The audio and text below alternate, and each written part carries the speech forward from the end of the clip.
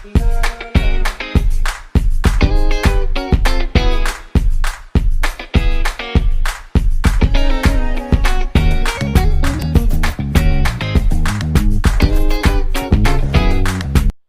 pagi untuk anak didik kami semuanya. Materi kita hari ini mengenai tentang kondisi alam Indonesia.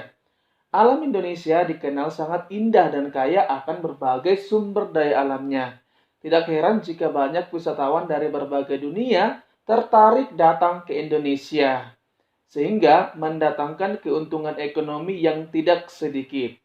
Keindahan alam Indonesia dapat kamu nikmati juga di wilayah-wilayah tempat tinggal kamu masing-masing. Contohnya, kalau di daerah kita ada Sri Pincur, ada air terjun Tipang, dan sebagainya. Keadaan alam Indonesia dapat dikelompokkan menjadi dua. Yang pertama, keadaan fisik wilayah. Yang kedua, keadaan flora dan fauna. Yang pertama, kita akan bahas keadaan fisik wilayah. Nah, keadaan fisik tersebut dapat kita kenali dari keadaan geologinya, bentuk muka bumi, dan iklim. Yang pertama, kita bahas kondisi geologi Indonesia. Nah, pernahkah kalian mendengarkan istilah lempeng bumi? Ternyata, bumi tempat kita hidup tidak bulat secara utuh, tetapi berdiri atas lempengan yang bergerak terhadap satu dan yang lainnya. Indonesia terletak pada pertemuan tiga lempeng tektonik besar. Nah, kita perhatikan gambar di slide ya. Yang pertama, lempeng Indo-Australia, Eurasia, dan lempeng Pasifik. Kalau dia lempeng Indo-Australia, itu bertumbukan dengan lempeng Eurasia. Ya, sehingga dilepaslah pantai Sumatera, Jawa, dan Nusa Tenggara.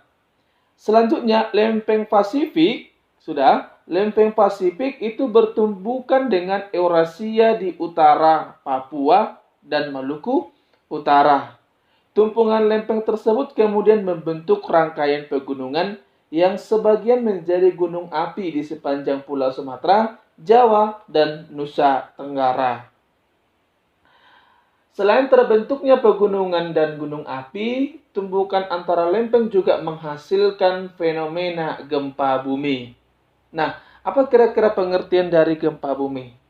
Gempa itu adalah getaran yang terjadi di permukaan bumi akibat pergeseran lempeng bumi ataupun kerak bumi. Nah, gempa bumi terjadi karena lempeng yang saling bertumbukan kemudian menghasilkan getaran yang sampai ke permukaan bumi. Nah, gempa bumi dapat menimbulkan bencana lain seperti tsunami. Guncangan akibat gempa bumi membuat gerakan tanah di dasar laut sehingga menimbulkan gelombang. Nah, gempa yang terjadi dapat dibedakan menjadi tiga, yaitu gempa tektonik, vulkanik, dan reruntuhan. Kalau dia gempa tektonik, itu gempa yang terjadi pergeseran lempeng bumi. Kalau dia vulkanik, itu gempa yang diakibatkan oleh letusan gunung berapi. Sedangkan reruntuhan itu diakibatkan runtuhnya gua ataupun bangunan-bangunan besar. Nah, selain gempa bumi, Indonesia juga rawan akan bencana letusan gunung api. Gunung berapi itu merupakan lubang kepundan atau rekahan dalam kerak bumi, tempat keluarnya cairan magma atau gas atau cairan lainnya ke permukaan bumi. Jadi ciri-ciri gunung berapi adalah kawah atau rekahan. Sewaktu-waktu gunung berapi dapat meletus. Nah, ciri gunung berapi yang aktif adalah aktivitas kegunungan apinya seperti semburan gas, adanya asap, dan material dari dalam gunung berapi. Di Indonesia, sebagian besar gunung berapi tersebar di sepanjang Pulau Sumatera, Jawa, sampai Nusa Tenggara. Selanjutnya, yaitu B. Bentuk muka bumi.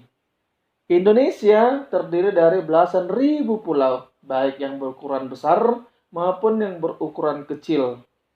Jumlah pulau seluruh Indonesia itu mencapai 13.466 pulau. Luas wilayah Indonesia itu mencapai kurang lebih 5.180.053 km persegi terdiri atas daratan yang luasnya 1.922.570 km persegi, sedangkan lautannya seluas 3.257.483 km persegi. Ini berarti wilayah lautan lebih luas dari wilayah daratan. Sekarang yang C, kondisi iklim Indonesia. Indonesia itu berada di wilayah tropis, ya. Apa yang menjadi ciri daerah beriklim tropis? Cirinya adalah suhu udara tinggi sepanjang tahun sekitar 27 derajat Celcius. Nah, di daerah iklim tropis tidak ada perbedaan yang jauh antara suhu pada musim hujan dan musim kemarau.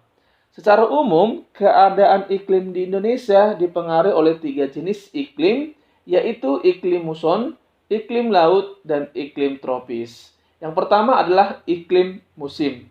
Iklim musim ini dipengaruhi oleh angin musim yang berubah-ubah setiap periode waktunya. Biasanya satu periode perubahan 6 bulan sekali. Yang kedua, iklim tropis. Terjadi karena Indonesia berada di daerah tropis. Suhu yang tinggi mengakibatkan penguapan yang tinggi dan berpotensi untuk terjadinya hujan. Yang ketiga, iklim laut. Terjadi karena Indonesia memiliki wilayah laut yang luas sehingga banyak menimbulkan penguapan dan akhirnya mengakibatkan terjadinya hujan. Berbagai jenis iklim berdampak pada tingginya curah hujan di Indonesia. Curah hujan di Indonesia bervariasi antar wilayah, tetapi umumnya sekitar 2.500 mm per tahunnya. Hal yang menarik bagi Indonesia adalah terjadinya angin muson. Angin muson adalah angin yang terjadi karena adanya perbedaan tekanan udara antara samudra dan benua. Pada saat lautan atau samudra menerima penyinaran matahari, maka diperlukan waktu yang lebih lama untuk memanaskan lautan. Sementara itu, daratan lebih cepat menerima panas. Akibat lautan bertekanan lebih tinggi dibandingkan dengan daratan, bergeraklah udara dari lautan ke daratan. Jadi, pada musim hujan di Indonesia itu diperkirakan Oktober sampai April. Nah, angin muson yang bergerak dari Samudra Pasifik menuju wilayah Indonesia dibelokkan oleh gaya Coriolis, sehingga berubah arah menjadi angin barat ataupun disebut angin muson barat. Oke ya. Nah, selanjutnya yaitu pada musim kemarau, sebagian petani terpaksa membiarkan lahannya tidak ditanami karena tidak adanya pasokan air. Sebagian lainnya masih dapat bercocok tanam dengan mengandalkan air dari sungai atau dari saluran irigasi. Jadi, peristiwa sebaliknya terjadi juga pada musim kemarau, yaitu diperkirakan bulan Mei sampai September. Pada saat itu, angin muson dari benua Australia atau disebut angin timur yang bertekanan maksimum bergerak menuju benua Asia yang bertekanan minimum melalui wilayah Indonesia. Jadi, pola angin muson yang bergerak menuju wilayah Indonesia pada saat angin barat dimanfaatkan oleh nenek moyang bagi bangsa Indonesia melakukan perpindahan atau migrasi dari Asia ke berbagai wilayah Indonesia. Jadi sampai di sini pelajaran kita.